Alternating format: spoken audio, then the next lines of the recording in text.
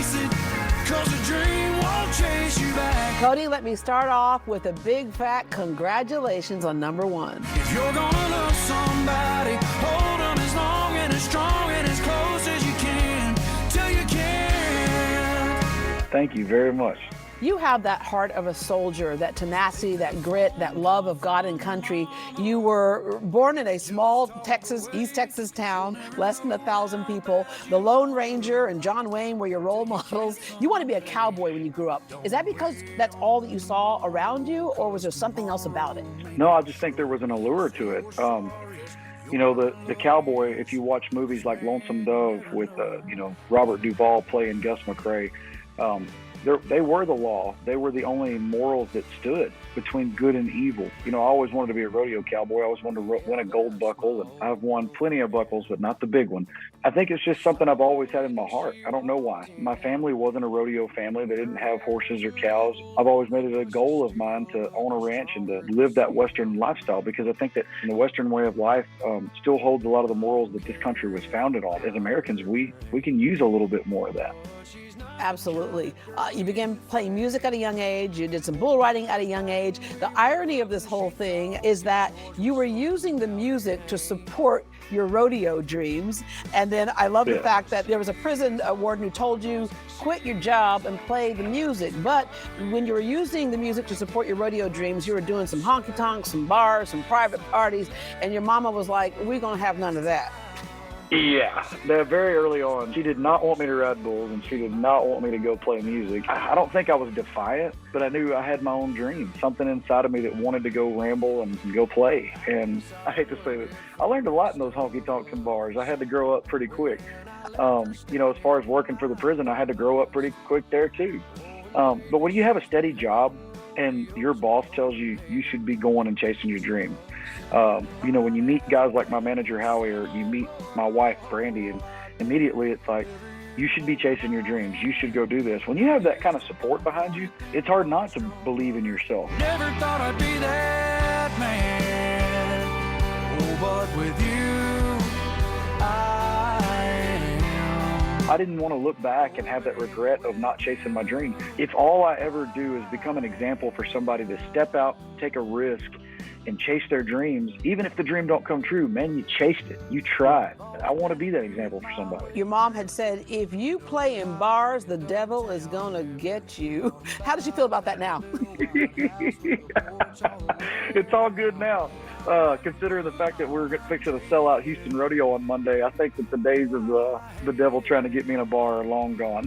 Yeah. I mean, all right, Dear Rodeo, the song. and I'll do it all again, even though we both know I'd still have to let you go. Also, the Cody Johnson story, that documentary, it's so cool because so many of us can relate to this. It's not just about the rodeo, but so many times we have a goal that we want to accomplish, and that's fine. But when we're so focused on that goal, we don't see the other blessings that God has put in our life. And finally, you had to realize that you could go from the dust to the stage because you really were good at this music thing. Between the almost atoms and broken bones, the dream of a bubble I'll never put on, I'm jaded. That's exactly right. Human beings, we all kind of have it figured out in our own mind, what our plans are, the kind of person you want to marry, the job that you want to have, your financial goals, all that stuff. We have it figured out. But one of the biggest things that I would like for people to take from the Dear Rodeo documentary is that this world is being controlled by God, not us. And his timing is perfect and ours is not. He is the superior being, and he's a lot smarter than us. And I'm living proof of that. I had my own goals. I had my own dreams, but God had something planned for me. And here I am getting to live out that dream. And I honestly think it's because I finally just listened and said, what do you want me to do? What is my calling? And it makes me so much more appreciative of what I do on stage when I get the opportunity, like I said, to be an example for a younger generation, to be able to sing and to preach positivity to people, no matter what you believe politically, no matter what your race is, no matter what your background is. We're all Americans and we're all human, and we all struggle with the same things. We're all in this together. And to be able to do that behind a microphone, I couldn't have dreamed that up as a little kid. That's 100% a blessing that God gave me. And I bet another thing you couldn't have dreamed up is that what you were able to do at Houston Rodeo, 2017, you headlined. And the next year we set the record at 74,000 plus for the largest crowd sold by an independent artist in NRG Stadium. You're the Grand Marshal of the parade this year, opening night this year. That's a big deal to a Texas boy in particular. Yeah, it is. And, you know, honestly, a year ago, we were talking about maybe, okay, the rodeo's going to come back in 2022. And what dates do you have available? I got asked the question about opening day, because historically, opening day has had the least ticket sales. There's only been 2 artists to ever sell out opening day, and that's George Strait and Garth Brooks. And so me and my kind of competitive, I'm like, I want to be the 3rd one to do it. That's a great company to be in. So when we sell it out on Monday, aside from getting the call up in 2017, I would say this is probably my most memorable rodeo experience. Yeah. There's another memorable experience I had with you actually several years ago. You were in a concert and I was emceeing, and all of a sudden the skies opened up and it started pouring down rain. Yep. And for a second people thought, do we run and seek cover? And they just sat there in the rain because they're like, no, we want to hear Cody. So you kept on playing, they kept on having a great time. So I remember that night. But you know, you said from your lyrics, you know, if you got a chance, take it while you got a chance. And then if you got a dream, chase it. Chase a dream won't chase you back. And it sounds like what you're saying in those words comes down to a leap of faith and relying on faith. This is just me personally, but like even when it comes down to something as simple as a roping horse that I want to buy, my wife and I, we pray about it. No matter what I'm going through mentally or in my heart, it's always, if I'm supposed to make this purchase, then I'll make the purchase. And if I'm not, please put up a roadblock. And I think that when you're obedient, it's rewarded because he gives us grace and we give him faith. No matter who you are, no matter what you struggle with, faith is a powerful thing. And when you have faith that somebody as big as God has your back, it's easy to take chances. His name is Jesus, but you can call him as you please. There are a number of things that let you know that you've made it. Selling out concerts, going #1, winning Grammys and all that type of stuff.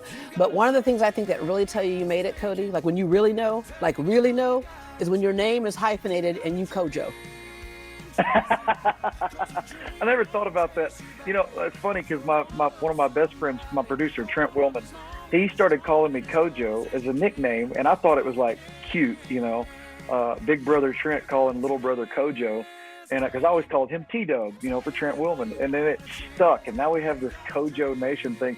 I don't know. Maybe, I don't know. Would it be weird if I'm like one of the artists, like the artist formerly known as Kojo? Well, Kojo, coming from D Square, I just want to say double D is another one. Let me say thank you so much for making time for us and congratulations on all of your success. Thank you very much for your time, and I appreciate it. I truly believe the best is yet to come. Come on, friends, tell him that you love him, the one and only Cody Johnson.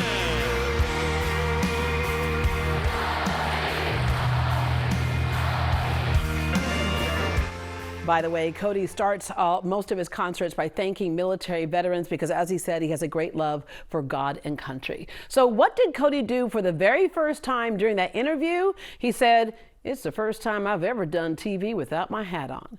Cody is the opening act on the main stage tonight at NRG Stadium. The rodeo begins at 6:45. Cody starts at 8:45. For ticket information and a list of performers, log on to rodeohouston.com. And good morning, by the way, to our mutual friends, Russ and Andrea Allen.